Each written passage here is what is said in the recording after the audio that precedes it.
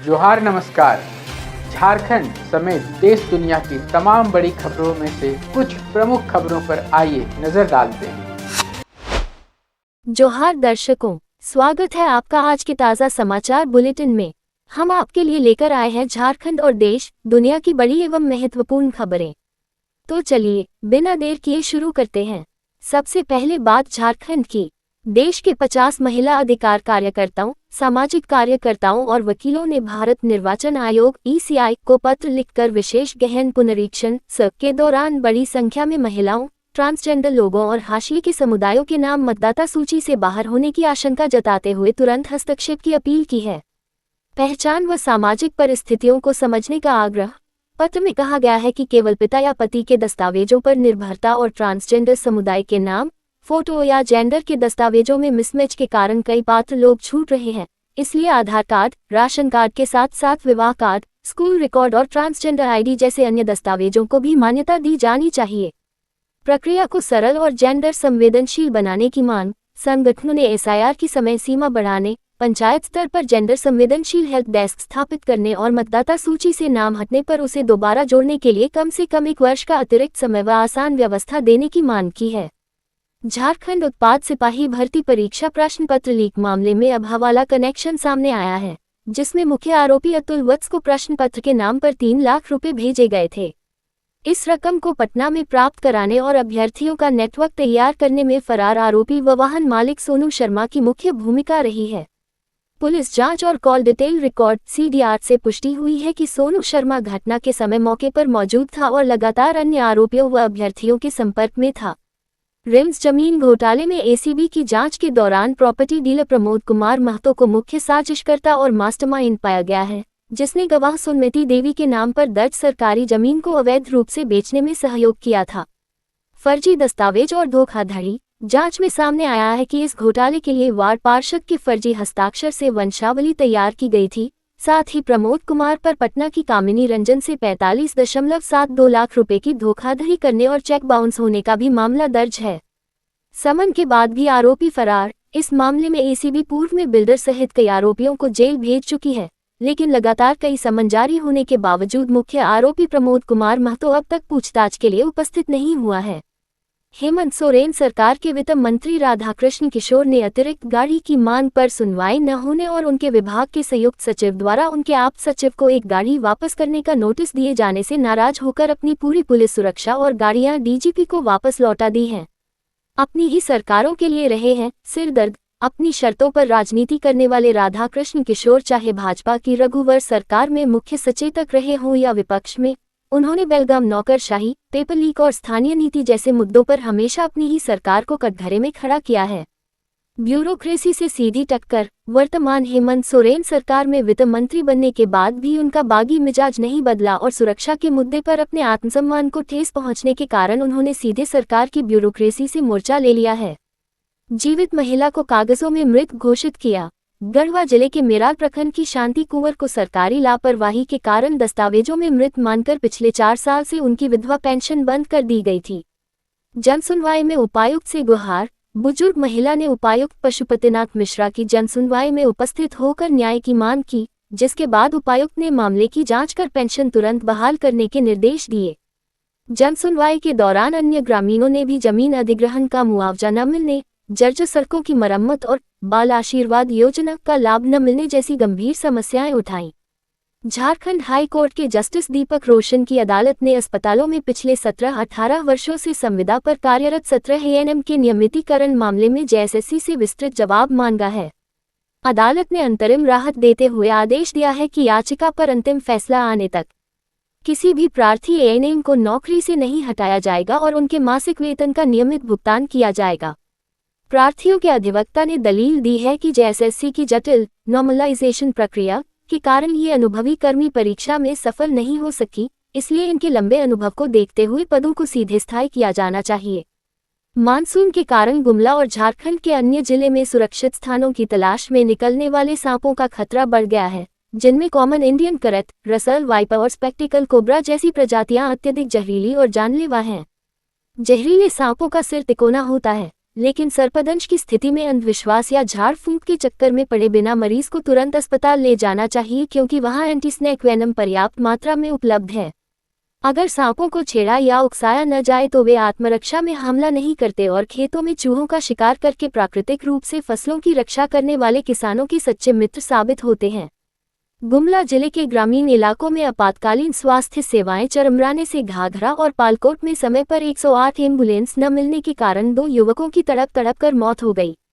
घाघरा में सड़क दुर्घटना के शिकार 22 वर्षीय मंगलेश्वर उरांव ने रेफर होने के बाद 2 घंटे तक वाहन का इंतजार करते हुए दम तोड़ दिया, जबकि पालकोट के 34 वर्षीय कृष्णा लोहरा को समय पर एम्बुलेंस न मिलने के कारण परिजन टेम्पो से अस्पताल ले गए, जहां उसे मृत घोषित कर दिया गया। स्वास्थ्य विभाग की इस बदहाली और एम्बुलेंस की अनुपलब्धता को लेकर ग्रामीणों और परिजनों में भारी आक्रोश है, जिन्होंने अस्पतालों में 24 घंटे आपातकालीन वाहनों की तैनाती की मांग की है। जेपीएससी सिविल सेवा परीक्षा में सफल अभ्यर्थियों के लिए 950 अंकों की मुख्य परीक्षा 18 से 20 जुलाई 2026 तक 2 पालियों में आयोजित की जाएगी, जिसके ऑनलाइन फॉर्म 9 जुलाई तक भरे जाएंगे। विवादों और कोर्ट के निर्देश के बाद जारी हुए पीटी रिजल्ट के बाद आयोजित होने वाली इस मुख्य परीक्षा और इसके बाद होने वाले 100 अंकों के इंटरव्यू के जरिए कुल 103 पदों पर नियुक्तियां की जाएंगी। लगातार कई संशोधनों और हाई कोर्ट के हस्तक्षेप के बाद संपन्न हुई इस प्रक्रिया में इंटरव्यू के लिए न्यूनतम अर्हतांक क्वालिफाइंग मार्क्स की अनिवार्यता को अब समाप्त कर दिया गया है। झारखंड लोक सेवा आयोग जेपीएससी में लगभग 1728 नियुक्तियां लंबे समय से लंबित हैं, जिसके कारण कई परीक्षाओं की प्रक्रियाएं की हुई हैं। इसका एक बड़ा उदाहरण छठी सीमित उपसमाहर्ता भर्ती है, जिसका विज्ञापन 2018 में निकला था और अभ्यर्थी अधिकतम उम्र सीमा पार कर अब सेवानिवृत्ति के करीब पहुंच रहे हैं, लेकिन जनवरी 2026 में लिखित परीक्षा होने के बावजूद रिजल्ट का अता पता नहीं है। इसके अलावा आयोग में चिकित्सा पदाधिकारियों के 422 पदों सहित पॉलिटेक्निक व्याख्याता, असिस्टेंट प्रोफेसर और विश्वविद्यालयों में शिक्षकों व अधिकारियों की महत्वपूर्ण भर्तियां भी सालों से अधर में लटकी हुई हैं। झारखंड हाई कोर्ट ने आदित्यपुर सिटी सेंटर परियोजना से जुड़े भूमि विवाद में जियादा द्वारा फोरम इंफ्रास्ट्रक्चर की जमीन का आवंटन रद्द करने वाले 2021 के आदेश को अधिकार क्षेत्र के अभाव में अवैध बताते हुए खारिज कर दिया है। अदालत ने वर्तमान सक्षम प्राधिकारी को निर्देश दिया है कि वे कंपनी को नया कारण बताओ नोटिस जारी कर सुनवाई का अवसर दे और 2 महीने के भीतर इस पर नया फैसला लें। यदि नया निर्णय कंपनी के खिलाफ जाता है तो जियादा 38 सफल बोलीदाताओं को जमीन आवंटित कर सकेगा और यदि पक्ष में आता है तो नीलामी के इन बोलीदाताओं की राशि 12% वार्षिक ब्याज के साथ लौटानी होगी। झारखंड की राजधानी रांची के बरियातू थाना क्षेत्र के ठीक पीछे दिनदहाड़े बाइक सवार अपराधियों ने सब्जी खरीदकर लौट रही एक महिला के गले से सोने की चेन छीन ली। थाना परिसर के बिल्कुल नजदीक हुई इस दुस्साहसिक वारदात के कारण स्थानीय लोगों और खासकर महिलाओं में दहशत का माहौल है। घटना के बाद स्थानीय नागरिकों ने सुरक्षा व्यवस्था पर सवाल उठाते हुए पुलिस से इलाके के सीसीटीवी फुटेज की जांच कर अपराधियों को जल्द गिरफ्तार करने की मांग की है। रांची में कांकेराम मंदिर से प्रोजेक्ट भवन धुर्वा तक के मार्ग को अतिक्रमण और जाम से मुक्त कर एक मॉडल शहरी कॉरिडोर के रूप में विकसित किया जाएगा। इसके तहत 3 विशेष टीमों का गठन कर वैज्ञानिक तरीके से सड़क, फुटपाथ, पार्किंग, स्थायी ऑटो स्टैंड और वेंडिंग गतिविधियों का प्रबंधन व सर्वेक्षण सुनिश्चित किया जाएगा। इस पूरे कॉरिडोर को साफ और पर्यावरण अनुकूल बनाने के लिए vertical garden, green patch development और दीवारों पर आकर्षक वॉल पेंटिंग के जरिए इसका सौंदर्यीकरण भी किया जाएगा। रामगढ़ के चितरपुर में आदर्श राज जनरल स्टोर पर फूड सेफ्टी विभाग ने सरसों तेल की संदिग्ध रिपैकेजिंग की सूचना पर छापेमारी कर सैंपल को जांच के लिए प्रयोगशाला भेजा है। हाल ही में पलामू में मिलावटी तेल से हुई मौतों के बाद बड़ी सतर्कता के बीच की गई इस कार्रवाई में प्रतिष्ठान के पास वैध फूड लाइसेंस नहीं पाया गया, जिसके लिए उसे नोटिस जारी कर 30 दिनों की मोहलत दी गई है। फूड सेफ्टी ऑफिसर ने दुकानदारों को लाइसेंस के नाम पर ठगने वाले बिचौलियों से सावधान रहने की अपील की है और चेतावनी दी है कि बिना लाइसेंस कारोबार करने पर 5 लाख रुपए तक का जुर्माना हो सकता है। बोकारो के चर्चित पुष्पा महतो हत्याकांड में तत्कालीन एसपी द्वारा सस्पेंड किए गए पिंडराजोरा थाने के 28 पुलिसकर्मियों में से 25 को विभागीय जांच रिपोर्ट में निर्दोष पाए जाने पर निलंबन मुक्त कर दिया गया है। हालांकि मुख्य आरोपी दिनेश महतो से मोटी घूस और शराब लेकर जांच भटकाने व एसपी को गुमराह करने के दोषी तत्कालीन थाना प्रभारी अभिषेक रंजन, मुंशी अक्षय कुमार और आयो अनिकेत कुमार अब भी निलंबित हैं। कॉलेज से लापता हुई पुष्पा की प्रेम प्रसंग में हत्या की बात आरोपी ने पुलिस कस्टडी में कबूल कर ली है, जिसकी निशानदेही पर घटना के करीब 8-9 महीने बाद जंगल से उसका कंकाल बरामद हुआ था। धनबाद के निरसा में फ्लाईओवर निर्माण विवाद के बीच कुख्यात गैंगस्टर प्रिंस खान ने विधायक अरूप चटर्जी को दक्षिण अफ्रीका के एक नंबर से व्हाट्सएप पर रंगदारी मांगने और जान से मारने की धमकी दी है। प्रिंस खान ने विधायक को पैसे देने और मामला मैनेज करने के लिए सिर्फ 24 घंटे का समय दिया है, जिसके साथ दहशत फैलाने के उद्देश्य से अंधाधुंध फायरिंग का एक वीडियो भी भेजा गया है। सरेआम मिली इस धमकी और पुलिस प्रशासन को दी गई खुली चुनौती के बाद पूरे धनबाद कोयलांचल के राजनीतिक और व्यापारिक हलकों में हड़कंप मच गया है और पुलिस की टेक्निकल सेल जांच में जुट गई है। भाजपा के प्रदेश महामंत्री अमर कुमार बावरी ने प्रेसवार्ता में कहा कि जमशेदपुर और आदित्यपुर में कानून व्यवस्था के खिलाफ बुलाए गए बंद को जनता का ऐतिहासिक समर्थन मिला है, जिसने राज्य सरकार के घमंड को चूर कर दिया है। उन्होंने आरोप लगाया कि सरकारी तंत्र और सोशल मीडिया के जरिए ध्यान भटकाने की नाकाम कोशिश की गई, लेकिन जागरूक जनता ने इसे खारिज कर मजबूत विपक्ष के रूप में भाजपा पर भरोसा जताया। अमर बावरी ने तीखा हमला बोलते हुए कहा कि वर्ष 2019 से ही राज्य की विधि व्यवस्था पूरी तरह वेंटिलेटर पर है और पुलिस प्रशासन जमशेदपुर व आदित्यपुर में फल फूल रहे ड्रग्स के अवैध कारोबार को रोकने में नाकाम रहा है। देवघर के बाबा बैद्यनाथ धाम में इस वर्ष राजकीय श्रावणी मेला 31 जुलाई से प्रारंभ होकर 28 अगस्त को रक्षाबंधन के दिन संपन्न होगा। मेला अवधि के दौरान आम श्रद्धालुओं की भारी भीड़ को देखते हुए बाबा बैद्यनाथ मंदिर में स्पर्श पूजा पर पूरी तरह रोक रहेगी और कांवरिये अर्घा के माध्यम से जलाभिषेक करेंगे। इस बार श्रावण मास में पूर्णिमा और संक्रांति पंचांग के अनुसार क्रमशः 4 और 5 सोमवारी का विशेष संयोग बन रहा है। साथ ही मधुश्रावणी और झूलनोत्सव जैसे पारंपरिक त्योहारों की भी धूम रहेगी।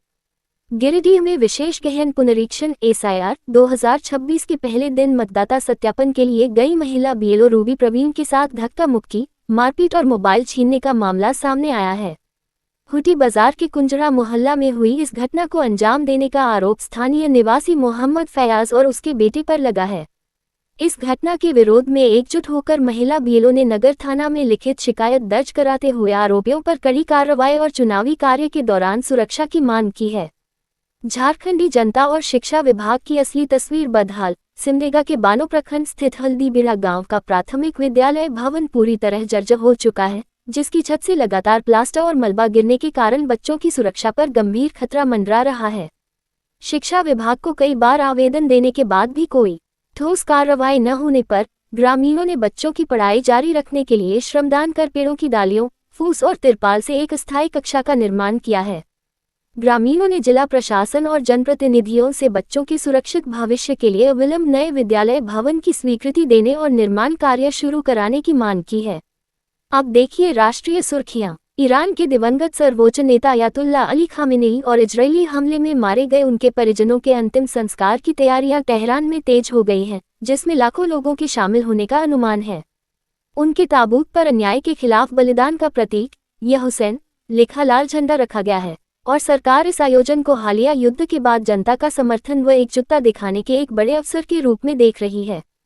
नए सर्वोच्च नेता अयातुल्ला मुज्तबा खामेनेई के शामिल होने पर सस्पेंस के बीच पार्थिव देह को ईरान और इराक के विभिन्न शहरों में श्रद्धांजलि के लिए ले जाया जाएगा, जिसके बाद 9 जुलाई 2026 को उन्हें सुपुर्द खाक किया जाएगा।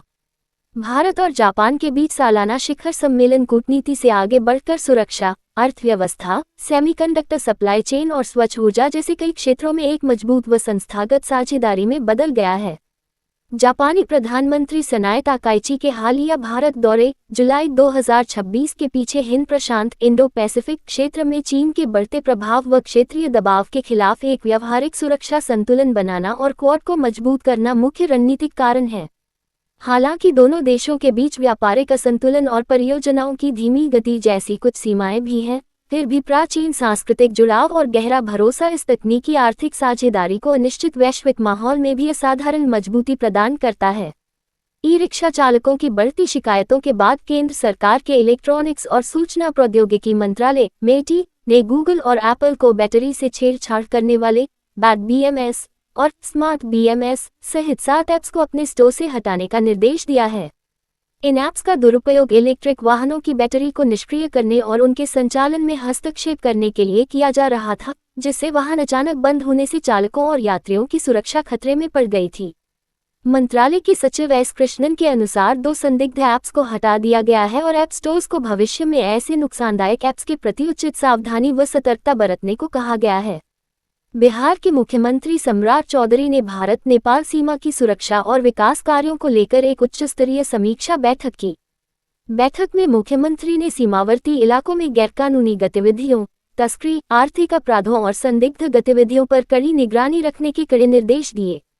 इसके साथ ही उन्होंने सीमा क्षेत्र की सुरक्षा व्यवस्था को मजबूत करने, विकास कार्यों को गति देने और विभिन्न विभागों के बीच बेहतर समन्वय स्थापित करने पर विशेष बल दिया। पश्चिम बंगाल की नवगठित भाजपा सरकार ने पूर्ववर्ती टीएमसी सरकार की प्रमुख सामाजिक कल्याणकारी योजनाओं को जारी रखने का फैसला किया है, लेकिन फर्जीवाड़ा रोकने के लिए अब अंतिम मतदाता सूची से मिलान और डोर टू डोर वेरिफिकेशन के जरिए लाभार्थियों की गहन जांच की जाएगी। इस शुद्धिकरण अभियान के तहत नवंबर 2025 के विशेष पुनरीक्षण में वोटर लिस्ट से हटाए गए करीब 80 लाख संदिग्ध नामों को इन योजनाओं से भी बाहर कर दिया जाएगा। सरकार ने बड़े पैमाने पर धांधली के आरोप में कृषक बंधु योजना को पूरी तरह बंद कर दिया है, जिसकी जगह प्रत्येक किसान को सालाना 3,000 रुपये की वित्तीय सहायता देने का नया संशोधित ढांचा तैयार किया गया है।